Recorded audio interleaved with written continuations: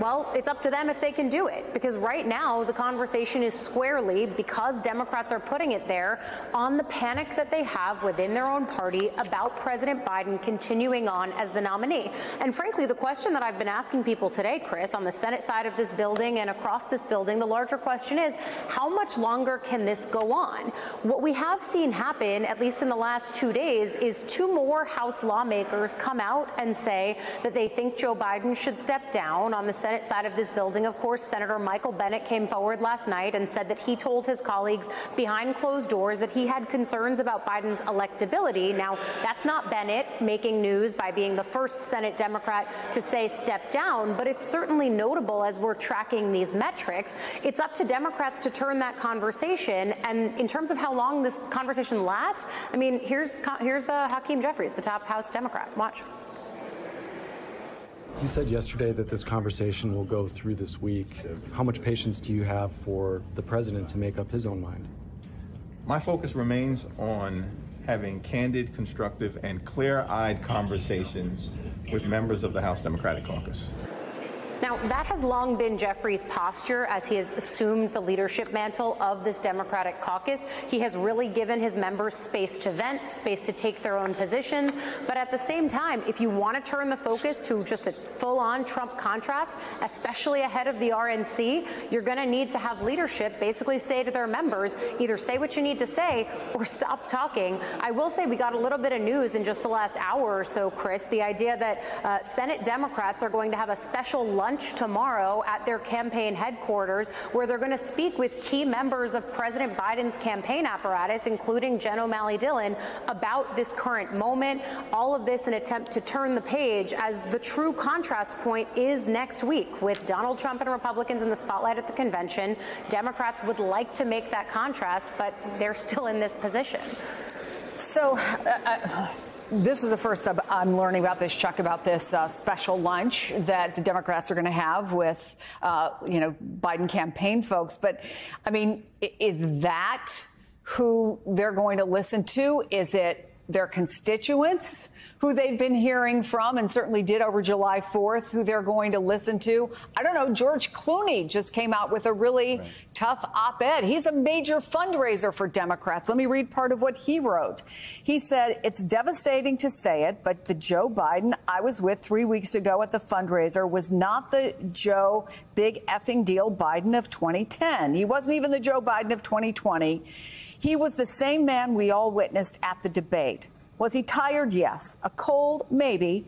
But our party leaders need to stop telling us that 51 million people didn't see what we just saw." So who has the power here beyond Joe Biden? Does anybody? Well, I think Nancy Pelosi probably has the most influence here. I think it's worth noting she's been awfully close over the years to one of Joe Biden's chief strategist, Anita Dunn. So, I find it fascinating that nobody has taken Joe Biden's answer earlier this week that he's staying in the race as definitive, right? He put out a statement that it's definitive. The campaign says, well, he's already answered this question. Speaker Pelosi, former Speaker Pelosi, was even reminded of this in the interview this morning with Jonathan, and she just simply plowed forward, right, and said, well, the decision is up to him. So I don't know how many different ways that Democratic lawmakers can hint that they want him, they don't like the decision he's made, they want him to make a different decision. The question is, who could publicly and or privately have a lot of influence with him? I think the answer is the same person in both, for both questions, and that's Nancy Pelosi, right? She has, in some ways, look, she's a year older than Biden. She handed over power to a younger generation. And more importantly, she can make the case to him, if you do this on your own, you can have more control. Look at all the influence she still has, right? Being able to essentially help anoint her successor. So that's why I think she's the most effective spokesperson. And that's why what she did this morning was just, if you're the Bidens and you thought you were making progress here, that had to be really deflating. It was a bit of a twist of the knife, like, you're not out of this yet. We're simply respecting the fact that NATO's in town, and we don't want to humiliate you while NATO's in town. But watch out for Thursday night and Friday. Yeah, I mean, NATO ends tomorrow, right? So Correct. That's not a big window of opportunity. She's talking about, okay, Congresswoman, so you've got Mikey Sherrill, you've got Pat Ryan, George Clooney in the last 24 hours, those comments from Nancy Pelosi. Is the dam breaking, or is this just a handful of people in a very large political universe? I think it's a leak. It's not a hemorrhage. Look, here are some facts. Earlier in the week, the president met by Zoom with the Congressional Black Caucus. You have not heard one single Black Caucus member from whichever generation come out in opposition to Joe Biden. That is a key constituency for the president and for the party. We've heard from another key constituency, from labor unions, and the president is set to meet at the AFL-CIO. And we've heard strong support coming from organized labor. These are important constituencies for the president. He relies on them. He will need them going into an election. And I think I was on Capitol Hill earlier today talking with some Democrats who really want to put this to bed and get to the business, especially with the Republican convention next week, of going after Donald Trump, and find that this is not just a distraction, but that it is actually creating harm in terms of doubling down to win the White House and also keep the Senate and get the House. And so I actually see this week is really important. Obviously, the press conference yesterday, the president's statement at NATO was really well received.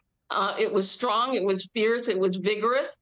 And so I think the president isn't just buying time, but he's building the part of the party that he's going to need in order to go strongly into the November election. So, Chuck, a Biden campaign official is pointing to the positive. That's their job, right? They, put out like a dozen statements. They came in just yesterday from Democrats on the Hill standing by Biden. I want to play for you just a few of them. I feel good about the plan going forward. I know that Democrats can win in November. I believe Democrats will win up and down the ballot. Joe Biden will be reelected, and we're going to take the House. I think our best shot is with the people who have a strong record. The Biden-Harris ticket has that. We had a great call with the president. The president was clear, was energized, was motivated. And it's clear that he's up for the job. I want to be abundantly clear. As I've gone through my district and others, the people of Louisiana that I've spoken with, particularly in the African-American community, stands firmly with President Joe Biden and Vice President Kamala Harris. Are you confident that President Biden has what it takes to win in November and serve the next 4 years? As I've said before, I'm with Joe. So, we've got these members of the Congressional Black Caucus, Congressional Hispanic Caucus. You have leadership with unequivocal support, and 10 Democrats now who are calling for him to drop out of the race. But that still leaves, 350, 380 people who have either said nothing or are pretty squishy. Right. The clock is ticking, isn't it, Chuck? Well, it is, but every one of those members you just played there, you know what they all have in common? Not a one of them has to worry about their own reelection. They are all have an easy time at reelection. Find me one person who's on the ballot in 24 who's nervous about their election who is that confident about Joe Biden. You can't right now. Adam Schiff said it was a problem in California for him. Okay?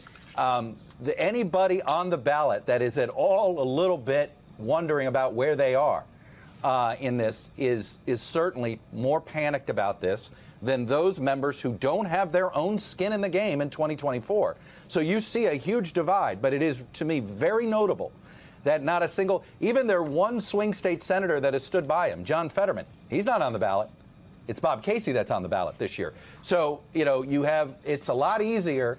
And look, progressives and labor, they've had a lot of influence on this administration, and there's, in some ways, it's a win-win for them in their mindset. There isn't a lot to lose here.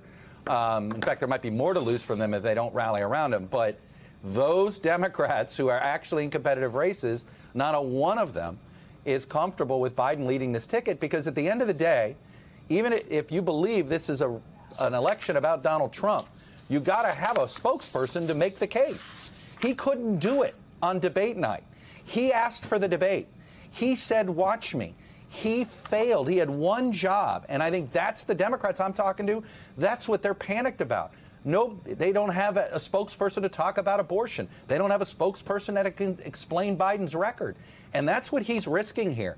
No matter all the bills he signed, his legacy is a failed presidency if he's succeeded by Donald Trump. Hey there, MSNBC fans. I'm Luke Russert, and be sure to join me, Rachel Maddow, Jen Psaki, Lawrence O'Donnell, Steve Kornacki, Joy Reid, and many more September 7th in Brooklyn, MSNBC Live Democracy 2024. Click on the link for ticket information. We will see you there.